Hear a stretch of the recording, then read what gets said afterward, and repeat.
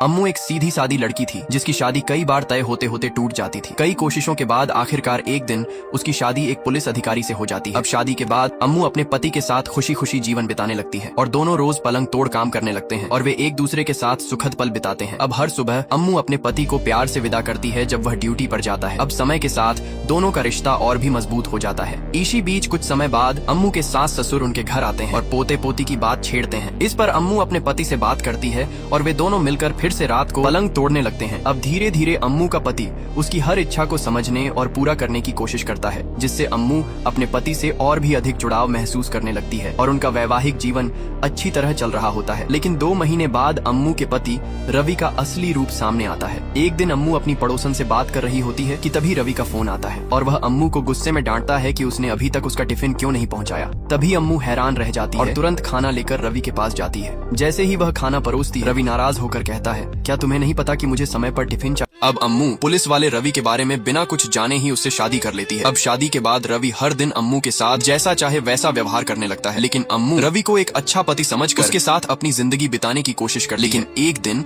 जब अम्मू भूलवश रवि के लिए खाना नहीं लाती तो रवि उसे बुरी तरह डांटता है। अब इस घटना के बाद से अम्मू को रवि पर शक होने लगता है। फिर रात को अम्मू रवि को खुश करने की कोशिश करती है ताकि उनके रिश्ते में सुधार हो सके, लेकिन रवि गुस्से में कहता है, हर दिन बस अपनी प्यास बुझानी है क्या? एक दिन न बुझी तो क्या हो जाएगा? तभी यह सुनकर अम्मू चुपचाप उदास होकर बैठ जाती है। अब कुछ दिनों बाद जब अम्मू और रवि अपने परिवार के साथ पार्टी में होते हैं तो रवि सबके सामने अम्मू की बेइज्जती कर देता है। तभी अम्मू बिना कुछ कहे सब कुछ सहती रहती है। फिर उसी रात रास्ते में इसी बात को लेकर दोनों में झगड़ा हो जाता है और गुस्से में रवि अम्मू को बीच सड़क पर छोड़कर चला जाता है, जिससे अम्मू किसी तरह ऑटो से घर लौटती है। फिर घर पहुंचते ही रवि उस पर खाने की प्लेट फेंक देता है, जिससे अम्मू बुरी तरह डर जाती है। अब अगले दिन जब अम्मू के माता पिता घर आते हैं तो रवि उनके सामने ऐसा दिखावा करता है जैसे कुछ हुआ ही ना हो। नेक्स्ट, अब अम्मू रोज रोज रवि के अत्याचार को सहते सहते रोने लगी थी। इसी बीच एक दिन अम्मू के माता पिता रवि के पास आते हैं। तब रवि उनके सामने ऐसा दिखावा करता है जैसे कुछ हुआ ही ना हो। अगले दिन जब रवि मछली साफ कर रहा होता है तभी उसे अम्मू के रोने की आवाज सुनाई देती है। रवि चुपचाप रहकर अम्मू की बातों को सुनने लगता है। जैसे ही अम्मू के माता पिता वहाँ से चले जाते हैं, रवि गुस्से में आकर अम्मू को घूरने लगता है। कुछ देर बाद वह अम्मू से पूछता है, तुमने अपनी माँ से मेरे बारे में क्या क्या कहा?